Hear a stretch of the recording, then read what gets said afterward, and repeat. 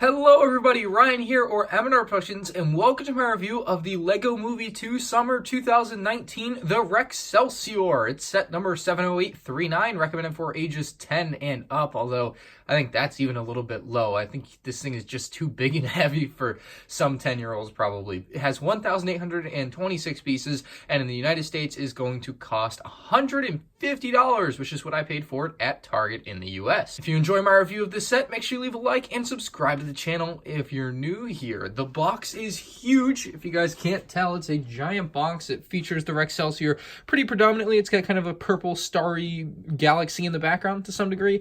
Kind of shows off some of the micro ships that are also included, as well as one of the main features. If you flip it around, you're going to find all of the features of the set, or all the rooms and everything kind of shown off together. You can see the giant Brofist there on the front, which I might make a separate video about. You also have a ton of different features and everything in all the rooms shown off on the sides of that. So that's everything on the box that you need to know more or less. Now, the instruction manual is an absolute monstrosity, coming in at over 250 pages. I think it's somewhere near 260. You are going to be in for a long build. And they're 275 actually, 274. This is a long build for a Lego set. It took me almost 5 hours to build on live stream, so don't expect this to be a breeze of a build like I was. So you're going to be in for a few hours at the least. First minifigure is Emmet, and this Emmet is one that I really like for his face. He comes with a Rex Dangervest torso print, I guess, or vest if you want to call it that. He's got regular blue arms, so nothing special there. The Rex logo on the back there with a couple more things crossing by. You have regular orange legs with the typical Emmet print on there, so nothing special there either. But the most exciting part of this figure is going to be his face print. This one face print, he has his beard on, which is pretty funny looking, because this is the beard from the LEGO Movie 2 where he's asked if he just drew this on with marker, and then he goes, no, and then he tries to wipe it off, and then his second face is the wiped off marker face, and oh my god, I love this face. This is my favorite face. I love this look. He oh man, I just love that it's just crossed. It just looks so legitimate. Almost. There are some things you can definitely tell it's not real marker. I mean, this one looks like it could almost be a real marker. Like, it really does. So, great job by LEGO on this particular face print and the Emmet in general for this set. So, that's Emmet. And of course, the Rexcelsior would be incomplete without Rex Dangervest himself. And if you haven't seen the LEGO Movie 2, spoiler, this is Emmet from the future. So, yeah, very cool figure as well. Same vest, different leg print, obviously, because they're different figures and have different legs there. But the arm print I particularly like. He's got like the blue cuffs around his wrist there, which are interesting. You can see a little bit of a fade on that print, so a little low quality in some areas for some reason. His hairpiece is really nice. I like that like overgrown teenager hair. You got a very evil looking face, or an angry face. And on the other side, he's got his typical Rex Dangervest wink face, which, God, I love that face. Such a cool looking face. There you go. That's what it looks like with the hair. So that's probably my favorite Rex face, or one of them. It also looks a little bit faded. I don't know if you guys are seeing what I'm seeing, but the print just looks like it's not very strong on there for some reason. So y'all let me know what you think about that. But the figures in general are pretty good in this set. More to come. You also get two micro figures, Emmet and Rex. So there's your view at them. There's no back print on them, except I guess on the heads. They did a good job making these look pretty accurate in their micro scale. If you want a minifigure for comparison, there's Rex Dangervest's head, and they are not much bigger than that, if at all. So very small figures for your micro scale Rexcelsior. They will fit inside. I'll show that during the review. You'll also find quite a few cute little dinosaurs in this set. You get a couple of blue ones here, which I think we've had in the original sets, but the exclusive ones I think are going to be these pearl gray ones. So I believe you cannot get these in any other set, and you do get 3 of them in this set. So 3 little dinosaurs in the gray color, or the metallic gray, and then 2 in the blue color. So you get 5 little dinosaurs total. They're going to fit nicely inside of your Rexcelsior, because I guess in universe they're the full size, right? Or at least in the reference frame of the ship. But of course they are mini to us. But if you get that idea, they're supposed to be full size, but obviously the ship is scaled down. So these are scaled down. So it kind of makes sense. So again, those kind of compared to a minifigure there. Rather small, but still going to work effectively compared to the microscale figures, because that's just about right for the regular LEGO minifigure to a regular LEGO dinosaur, just in microscale. There's also a few micro-scale vehicles in this set. These are like the little Raptor vehicles that we see in the movie or in like some concept art or something. Like those are somewhere, but they weren't really predominantly featured in the movie. They definitely aren't their own set, but They're like little Raptor vehicles. This is Rex's Rexplorer in microscale version, which you're going to be able to fit into the ship as well. There's the full scale version. Maybe we'll take a look at the Rexplorer and the Rexcelsior side by side at some point during this review, but that is the microscale version. We have this thing, which I'm not really sure what it is. Maybe some kind of, maybe that's a forklift. I'm not really sure. And then lastly, Emmet's Dream House, which I think is one of the best ones here. Very nice little build, obviously in the rocket ship version. So Emmet's Dream House is going to be a nice addition with this set. And that is all the little accessory things included in this set. Let's bring over the Rexcelsior. So here it is. This is the Rexcelsior. It is a monstrosity of a Lego set. I kid you not. This thing is huge. It is very heavy. I almost wish I knew the exact weight of it. It's probably like 10 pounds. Like, it's really heavy, especially when you pick it up with the built-in handle in the back here. It's got a handle built in that you can actually just pick up the whole thing with one hand. It's got to be incredibly sturdy. It's got actually a very crazy Technic build inside so that you can do this without the whole ship snapping in half, because that has got to be very strenuous for a lot of the Lego bricks in there. But you can see the way that's going to work is basically when you're building this, the very first thing you build is that Technic frame inside, that skeleton that's going to be able to support such a stress as handling a set from the very back that's so dang heavy. So it's actually pretty dang cool the way that all works and comes together as you're building it. But as far as exterior design, it's all very nice. You have this predominantly dark blue color with, of course, the lime green, kind of Seattle Seahawks colors there. So kind of a nice color scheme for some people. It really fits in well with the rest of the Rexplorer Rex sets, so like the Rexplorer there, kind of with the same color scheme, which I do like. You have a bunch of lime green windows, or trans lime green, whatever you want to call it. So that's what you're going to see throughout the set as far as windows for the actual vehicle. Now, all the panels on the set are going to be able to open quite easily. So starting with this one, everything can just open up. It's actually very convenient to access the interior of this particular vehicle. So those are those two panels. And then we can flip this thing around. We'll get to the other two panels on the other side. And actually, there are a couple panels on top that are going to open up. And then lastly, this panel is going to drop down. You just kind of grab onto that piece there. Nothing else here is going to drop down. So that's how everything on there drops down. Everything on top is also going to open up pretty easily. You can take off this piece here. And then you can also take off this piece here pretty easily, and you have full access to the top side of the interior. So again, access to the interior on this set is not going to be an issue at all, which is going to be a major selling point, I think, for this set. It's just how much interior space you have with a set this big. And, you know, you would think some of it would be used for like the actual like support structure, but no, they actually are able to make it pretty dang open on the inside. So with that being said, we'll take a look at the full interior, starting with the command bridge on the set. And actually in there you have Emmet and Rex Dangervest, so that's actually where they can kind of hang out. It's a very small space, but it is good enough. You have a little trans blue windshield at the front there. And when their roof is on, you can actually see them through there, which is pretty dang cool. So great job by LEGO to get that feature in. And you notice there are the two in there. You actually get extras of Emmet and Rex because they're one of the small pieces, so they actually come as an extra piece in this set as well. You get a couple antennas, you have some cheese slopes and grill pieces for detailing on the top side here. If we pull off these bits, you're actually going to find some areas for your dinosaurs in here. This one in particular looks like a watering fountain, so that's where you can actually take the blue dinosaurs. At least in the instruction manual, they have you put the blue dinosaurs there as you build, so they will fit in nicely right there. And of course, you can close the lid with them in there, no issues at all.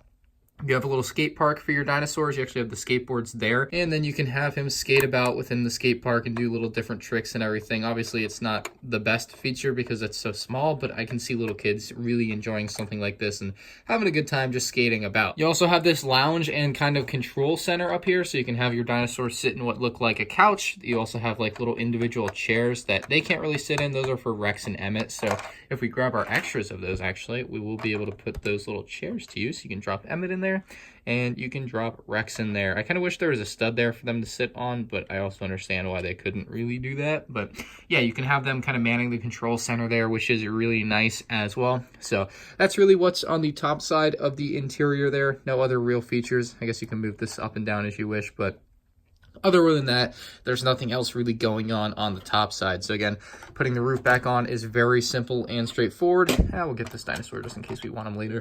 And then we'll put the top side back with the command bridge on there. Notice this fin on the back here. Doesn't really do anything, but it looks cool, and that's what matters. It's a very cool looking fin. But now I want to take a look at the other interior sections. I guess we'll start over here on the left with this panel. You have a little weight room for your dinosaurs, actually, which is kind of cool. You remember seeing that in the movie? They did have a weight room. And then down below, you have like some boom boxes and actually a little stud where you can either stick a dinosaur. My hands are too big to fit in there. Or you could actually stick Rex or Emmet there, but we'll just leave that dinosaur there for now. It's just kind of a little music room. This little panel here can open up, and you actually have access to a small compartment where you could fit one of your vehicles in. So just for this example, we'll just throw like Emmet's dream house in there, and it will fit in there. You can close it up, and that's where Emmet's dream house can reside. This right here is like the thumb of the Brofist. It doesn't really do anything. It just is, it rotates a little bit, but it's really supposed to just kind of stay where it is as the thumb of the Brofist. So you have the four fingers here, and then this would be the thumb if you're holding a fist, I guess. That's kind of the point of that. This panel here, going to open up as well. Got some windows, got some sticker detail there, but that is just going to open right up and give you full access to this interior bit. We'll open up the counterpart on the other side, and you'll see the full idea here, where you have full access to a pretty dang open interior. You have some type of map or something there underneath that little globe piece. Basically, in there is a printed Lego headpiece in trans blue, and if we can actually pull this off, you guys will be able to see. Having pulled it out, give you guys a full view of what it exactly is. It's got just a lot of weird stuff on it, so if you can make sense of that, let me know. But that is basically maybe the Sistar system. I see an ice cream cone there, so either different characters or it's the Sistar system. It's basically, it looks like a map of where they're going. So this looks to be like the map room. So that is on a swivel, so you can actually rotate it. Obviously, working at the angles I am, it's a little bit difficult, but that's just a small feature they were able to fit in there. And again, this is made for the dinosaurs to just kind of be standing around and working with the control panels and everything in there as you please. Little bit more detail on the left side of the interior there, but that's really all you can do on this left side of the vehicle. We'll have to flip it back around to gain access to the other side. But on this other side, we'll open up the other panel, and you guys are going to get a better idea of what kind of access you have to the interior on this side. So again, just kind of a little more detail on this side, but nothing crazy. Maybe those are some vending machines or something there. Everything is in microscale, so sometimes it looks weird. You have a little pathway to go from the front to the back, or at least what is supposed to be perceived as the front to the back. I don't really think you're gonna have an easy time actually using something like that, but here we have all some really cool stuff. So we'll start down here with kind of a main control room where you kind of have like a radar or something of that nature. You can of course fit a dinosaur or different like micro figures in there as you please. So for this example, we just have the dinosaur with it looks like the Rexcelsior heading towards, I would guess, some meteors or something. Looking above the section we were just in, you can actually take the micro Rexplorer that you have and fit it into the Rexcelsior like so. There's also some kind of like arm hook crane thing in there, but it's really not usable for me, so I'm just gonna ignore it. But the Rexcelsior fits in and out of there very easily, just kind of using plates or tiles rather, so that it can move in and out smoothly. Nice little feature there. You can also take the little Raptor ships that I mentioned earlier, and they will fit right in here. So you can take one of them and fit it like so. And I'm actually trying to figure out how they stacked them, but I would assume they kind of clip into this little back section there. So the bottom one will actually just slide right in, and the one that goes above it, you're actually gonna have to put into that rubber tube there with the little knob on the end, which should be pretty easy to do.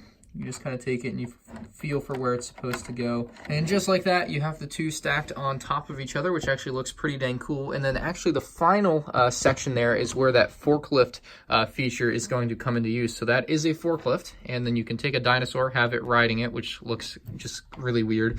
And then you can actually take these boxes or whatever you want to call them and have the forklift carry them around. So that's a nice little additional feature there, and it actually might just be a little bit too heavy on the front end of the forklift. All right, we're gonna do it on top of the ship because I cannot get in there to do it. So here we go, we have the one box. So it will work if you just have one piece of cargo on there, but obviously the two pieces of cargo is a little bit too much for it to carry with its micro scaleness. So you're gonna have to just go with one piece of cargo inside of the Rexcelsior, and let's see if I can actually get it down here without it falling off, and it fell off. So yeah, you can do that if you have small enough hands, or you're steady enough, or you take enough time to do it. I guess if I spent a lot more time doing it, it would be able to go on, but that's a little bit of a tough feature to use. So maybe a point or two off there on that fact. But other than that, everything kind of works nicely in there. The final room down there is actually a little arcade room, which is one of the most fun rooms to me. You actually have a little pool table, which I really like the sticker for. It is a sticker, unfortunately it's not printed, but that looks pretty dang awesome. You also have quite a few arcade machines there as well. So a great little build by LEGO to actually include an arcade room. You have a little support beam in between the two rooms, but there's still open air access, of course. So very nice little arcade room, nice little detail down there to add to the ship's playability and function. Of course, if you're younger, you're gonna have more imagination to be able to play those arcade games that don't really exist. So it just kind of depends on who you are, whether or not you're gonna get the best use out of a lot of these rooms. So all the panels will close up nicely. If you do want to access the interior, you can actually just open up this little garage panel to let the Raptor ships fly out for attack. Theoretically, you could pull them out of here. My fingers are just like too big to fit in there and pull them out, but if you have smaller hands, you shouldn't have an issue doing so, because I could almost do it. I'll just say that. We have a lot of stickers again in that lime green color here. The front of the Brofist is very nicely detailed. There you go. Just kind of nice little greebling, more or less, with these kind of ski pieces and different studs and grill pieces. So great job by LEGO on that. Now, I will say there are the spring-loaded shooters. They look a little bit out of place, but they're actually going to work very nicely. There are extra spring-loaded shooters located just below them. So you have a whole magazine, I suppose, of 6 spring-loaded shooters, and those just kind of fit back in there, clip into place, and that's where they are stored. But let's go ahead and show you how to shoot these spring-loaded shooters. The mechanism actually runs through the entire Rexcelsior here. There's actually, you have the handle back here, and then within the handle, you're actually going to find a little trigger. Here's the engines on the back real quick. The bottom ones can move in and out, and we'll actually move that one out of the way. There's actually a trigger within the handle there. Let's see if I can get a good angle on it. That white piece is the trigger, so when you pick this set up, if you pick it up correctly, you can actually hold it with the trigger as well, and then when you're ready to shoot these, you literally just pull on the trigger. So I'm not going to do it with one hand here because I feel like I'm going to drop the ship on my table, but if you want to pull the trigger, and when you pull the trigger, it's actually going to shoot the spring-loaded shooter. If I touch the trigger here, you'll see the piece that kind of comes in and out, just like that. Very straightforward. It's going to hit the spring-loaded shooter, and it is going to shoot off. So let's show one from this angle. Very easy. And then if you don't have all the extra bullets below, which is the crux of the issue here, that will move down, hopefully, and then we should be able to shoot another one off. Maybe you have to manually move this down.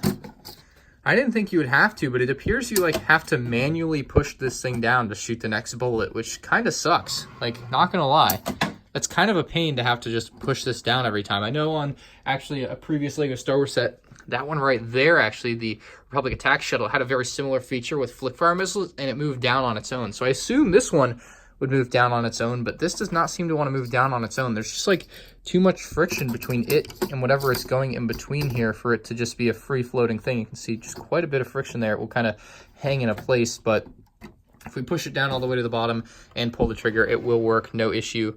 Let's shoot one more and see how far it shoots. Very good. See, it hit all the way over there on the target bag, so I can push it down one more time maybe. I don't know if there's one left or not.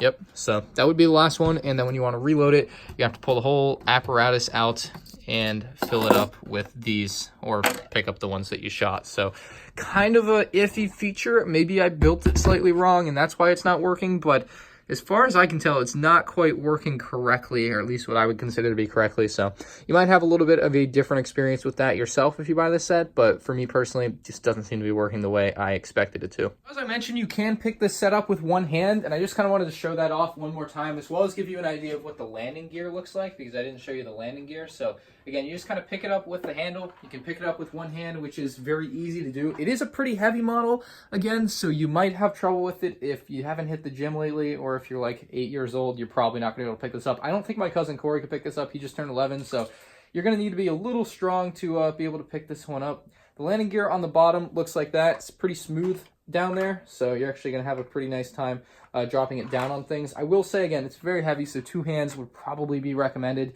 You definitely don't want to go around and drop this thing. This thing actually might dent your floor. It's very heavy. It, of course, has a very strong front end. Got the Brofist going on there. You could probably give someone a concussion with this. I would love to punch somebody with this. It seems like really a lot of fun, but you probably shouldn't do that. I'll say that. So here it is, side by side with the Rexplorer. Again, $150 on the left, $120 on the right.